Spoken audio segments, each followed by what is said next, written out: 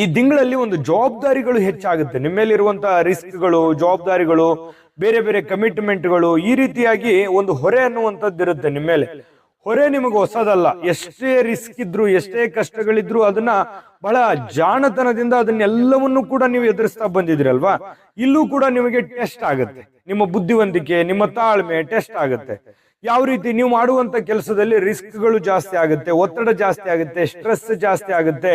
ಜವಾಬ್ದಾರಿಗಳು ಹೆಚ್ಚಾದಂಗೆಲ್ಲ ಏನಾಗುತ್ತೆ, ಸ್ವಲ್ಪ ಬೇಸರ ಆಗುತ್ತೆ ಮನಸ್ಸಿಗೆ. ಸಾಮಾನ್ಯವಾಗಿ ಸ್ವಲ್ಪ ಕಿರಿಕಿರಿ ಅಂತ ಅನಿಸ್ತದೆ.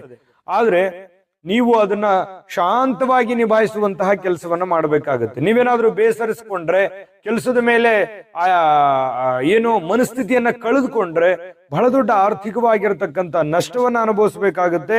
ಇದ್ರ ಬಗ್ಗೆ ಬಹಳ ಗಮನದಲ್ಲಿ ಇಟ್ಕೋಬೇಕಾಗತ್ತೆ. ಕೆಲಸದ ಬಗ್ಗೆ ಬಹಳ ಗಮನದಿಂದ, ಜವಾಬ್ದಾರಿಯಿಂದ ಮಾಡಬೇಕಾಗತ್ತೆ. ಜೊತೆಗೆ ನೀವು ಕೆಲಸ ಮಾಡುವ